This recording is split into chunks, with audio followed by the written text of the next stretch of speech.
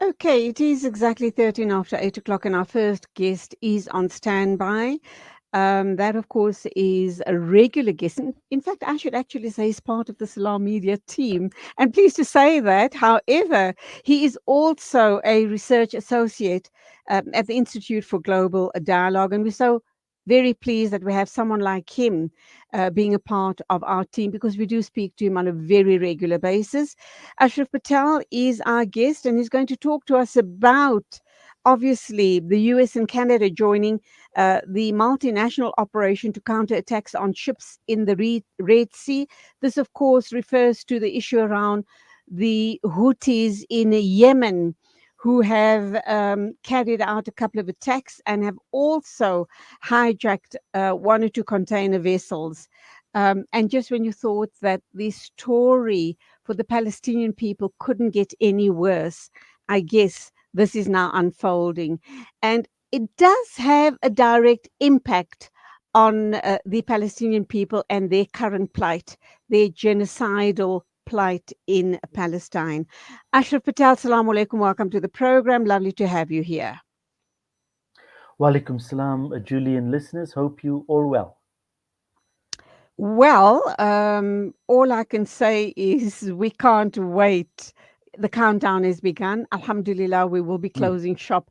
On the 22nd, we'll have one or two stand in people to hold the fort for us. And most of us are going on a very, very well deserved break. And I presume you are too. yes, yes, definitely.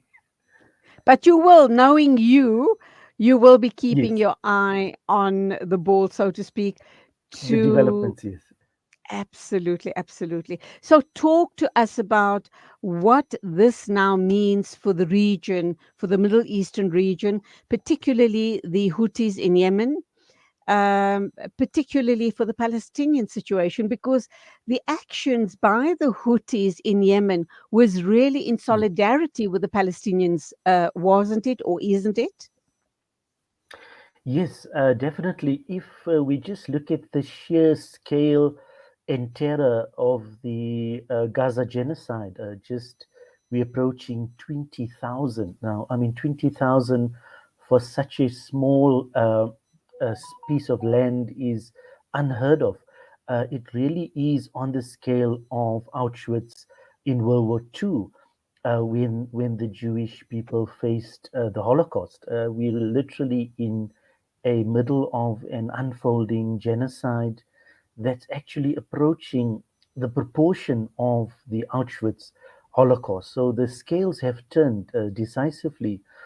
And I think there will be pockets of resistance. So if we were to use the analogy of World War II, when the Nazis were wiping out the Jewish and Gypsies and all the others that were not part of the Aryan race, what we saw then was pockets of resistance in France, in other parts of Europe. And I think what we're seeing now with the Palestinians is, for instance, with the Houthis, there is a good sense of solidarity with the Palestinians. You must remember, Yemen is the poorest nation in the world. And for well over a decade, it has been in a conflict, a very severe conflict, where these very same Western nations were complicit. All these nations, UK, France, US, etc., were supplying arms to the government at the time against the Houthis. And now that the Houthis are victorious, they literally using that space to assist the Palestinians as best they can. So the tide, in this case, is turning. As you know, trade routes, the Red Sea is a kind of strategic port for the Gulf region as well. And yes, there is some level of strategic thinking going on there. But it is against the backdrop of a genocide where all kinds of resistance is developing and evolving amidst this kind of Nazi like genocide on the Palestinian people that is taking place with the complicity of the superpower, especially the US, UK, France, etc. So it is a situation that is quite tragic. but the pockets of resistance, as we've seen in this case, is also quite encouraging for the people, the oppressed in the global south. So, Ashraf, I'm going to broaden this discussion. I'm also going to touch on the elections in Egypt, and the impact of that on the Palestinian people. We'll get to that in a minute or two. When we look at this current situation with these superpowers now forming this pact and sending out their warships into the Red Sea to protect any containers that may be passing, lots of container companies have taken the decision to reroute their their shipping lines and containers. They're rerouting them, but that obviously has other repercussions as well, economic and otherwise. So Mhm. these are going to be felt very strongly and severely, very especially on the poorer nations. How's that all going to play out? And with these superpowers making such a strong presence in the Red Sea, do you think the Houthis stand a chance at all? And what do you believe is going to spark a direct head on conflict between the Houthis and the superpowers? Do you think the Houthis are just going to retreat and, retreat completely and let it be business as usual as far as the international carriers passing through their waters? Or do you think they're going to put up some resistance? Yes, the Houthis are fairly well trained. They fought a civil war for well over a decade. They are backed by Iran, which is an ally to the Palestinian struggle and have been a good ally for Palestinians for well over four decades. So that is a powerful regional player that they have on their side. Aside from Iran, the other Muslim nation states are generally neutral. They have very little power or influence in the Middle East region, and in many ways are actually complicit in the genocide of the Palestinians. So, this is the scales or the balance of power is very much against the Palestinians, who have very little support except from maybe countries like Qatar, that is providing a lot of aid and mediation support. But aside from those two countries, there's very little support for the Palestinians within the Arab world. And I think it's quite sobering that the Arab world have become very dependent for decades on kind of Western technology, as well as military support and consumer goods and those kind of things. So over the decades, if you look at Saudi Arabia, the UAE, the Gulf states, they are completely kind of westernized, modernized peoples through what is called cultural colonization. So they have no affinity for, let's say, the global south or the third world. They see themselves, as aspirational to the broader Western world, and they have no solidarity whatsoever for the Palestinian cause. So, aside from just those two nations in the Middle East, there is very little support. Even if you look at Turkey, for instance, under Erdogan, most of his statements are mainly symbolic, not necessarily support for the Palestinians. So the Palestinian struggle are very much on their own, except for support from Iran. And I Okay, let me think this talk. is the reality. Yes. Okay, we'll get to the issue around the presence in the Red Sea in a minute or two. But seeing that you touched on Turkey and Erdogan, um, he has voiced his support. Why do you suppose that he is not giving more support militarily or otherwise? And I've raised this question with you and other analysts as well in the past. Is it the threat of possibly, if anyone of the Arab nations gets involved, but we know they have no political will to do so simply because it's going to impact on their interests and their relationships, their bilateral trade relationships with the Western world. Um, Being the key issue why they won't get involved. The second issue would be possibly a large scale war in the Mid-Eastern region. What is Turkey's take on this? Erdogan, from time to time, does show a lot of vocal support, but it doesn't go beyond that. Why do you suppose he takes this particular stance? Well, Erdogan is essentially a politician and very opportunistic at that. If you look at 2 decades in power, uh, number one, Turkey is a member of NATO, and as a result, he's within the Western sphere of the political military alliance. And number two, uh, Turkey is also on the edge of voting for other nations such as Sweden to join NATO in exchange for arms and purchasing arms from the U.S. F-16s. Ironically, the very same F-16s Israel is using against the Palestinians. So there's actually no support from Turkey. It's mainly just rhetoric, and actually, it's better if Turkey literally keeps silent, because that would be the better option, instead of claiming to support the Palestinians, but in action, the entire Turkish state and President Erdogan is completely with the West on this particular support or non support for the Palestinians. So it's within only wherever there is the national interest of their nations, they will act accordingly. And the same with Egypt. So these are nation states that will act in their own interest. Yes, there may be a lot of charity and those kind of things, and that is welcome. But Okay, at Ashraf, a you're breaking up.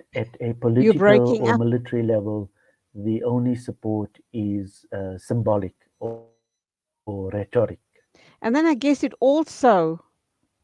begs the question, why is it that Erdogan and all of Palestine's Arab neighbors are arming themselves to the hilt? What or which war are they going to be fighting that they're spending billions of dollars of their budget in arming themselves in a very sophisticated manner? And then you ask yourself, why? And they can't Yes, even come to that's an Palestine. Palestine's support and rescue. Okay, Ashraf's picture has frozen. I think he's having network problems. Let's go for an ad break whilst he tries to reconnect. This is Salam Media.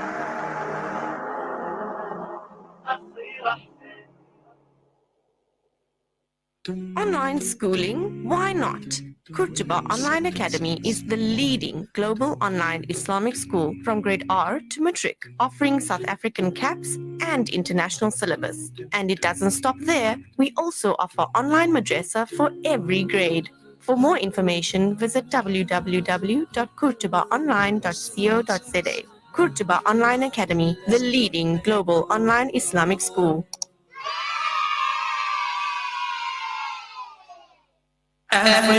The Ahmad School of Excellence in Lebanon provides world-class education to Syrian and Palestinian refugees and Lebanese children with a library, coding, robotics lab, special needs classroom, and more. Amman is the foundation from which a generation of underprivileged children can fight poverty and reclaim their freedom. Donate towards a child's education because every child deserves the chance of a better future. Africa Muslims Agency, empowering, educating, inspiring. With so many investment options today, it's only natural that you might feel a little confused which route to take. Should I buy shares or should I invest in gold bullion? Randery Jewelers now brings you the Zahab coin, an alternative to the Kruger Rand. The Zahab coin A solid wealth protector in its purest form of 24-karat gold is the safest way to protect your wealth. So don't just sit there and watch your paper money depreciate. Change to gold. Call Randery Jewelers now at 031 202 4701 or visit www.rjcoin.co.za, situated at 151 Essenwood Road, Musgrave, Durban. Randery Jewelers, the family name you can trust. Ah, the kitchen, the heart of the home, where memories are made and celebrated. Our go-to place for those freshly stacked pancakes early in the morning or for that late-night snack munchies. We are in there together, cooking, eating, and celebrating life together.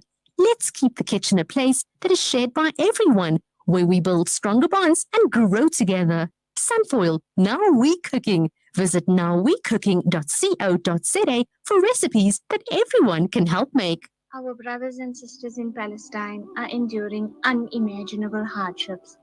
Ashraful Aid teams are on the ground, delivering crucial aid to those in need. But we can't do it alone. Palestine is suffering and they need your help. Your support can make a world of difference. Visit www.ashrafulaid.org today and donate to bring hope, relief, and healing to those who are in need.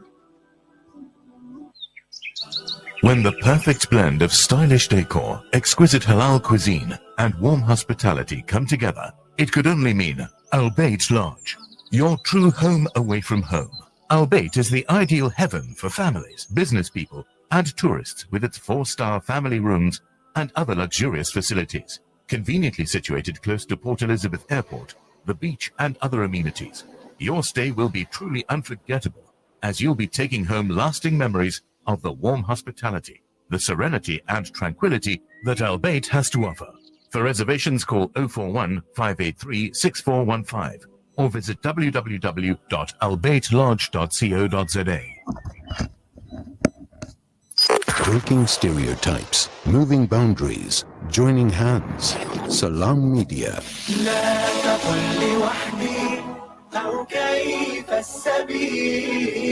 Humanity sets the agenda. Welcome back. It's exactly 8:30 a.m. We're talking with Ashraf Patel. He is a research associate at the Institute for Global Dialogue, and we're looking at the story around a couple of Western countries on having joined a multinational operation to counter attacks on ships in the Red Sea. Ashraf, would you like to respond to my question just before we lost you? That's regarding Middle Eastern countries arming themselves to the hilt. What are they doing with all of these armaments? Are they expecting a war to break out in the region sometime soon? Or is it just part of their strategy to protect themselves against whom or what?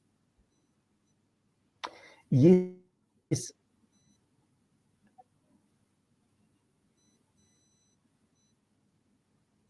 Ashraf, we're not winning. We can't hear you. Perhaps we should connect via telephone. We do apologize for that. Let's just go for a quick break. Let's just see if we can get him once more back on screen. And if not, we'll have to get him on the telephone. Ashraf, can you hear me now? Nope, your picture is freezing. We'll have to get you on the telephone. Apologies, and let's try and really connect up with him very quickly, because we do have a few more very important questions and lots more interviews coming your way right here on Salam Media this Wednesday morning, the 20th of December 2023. And for our non-Muslim viewers and listeners, 5 days left to the countdown, and that of course is the day of Christmas. We pray that it's going to be a peaceful one, and people making their way home, and to coastal areas on holiday. May you have a very, very safe journey. Enjoy some restful and quality time with your loved ones, and may each and every one of you return back to your bases early in the new year.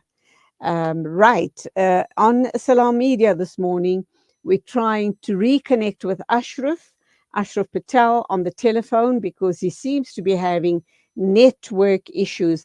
Ashraf, salam alaikum, are you there?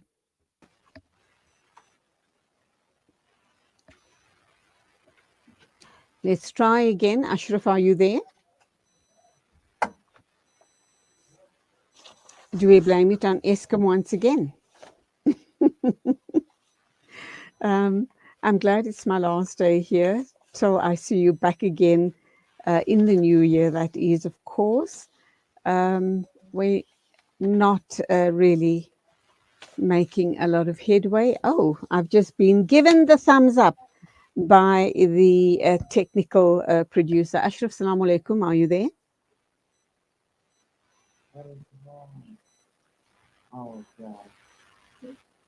Nope, the line is very bad. Okay, this is what we're going to do. This is an important discussion to be had. So let's leave it over for tomorrow. I'm not sure if Inayat Wadi is around to do the show tomorrow. Yes, he is. So he's going to pick up with Ashraf, pick up from where I've left off, and let's cover this very important story tomorrow. We're going to go for an ad break once again, and then we'll talk with Africa for Palestine. Thereafter, we are going to be talking about the passing of Fatima Saido, the author, the cookbook author, and TV personality. We're going to talk about her passing. So please do stay with us.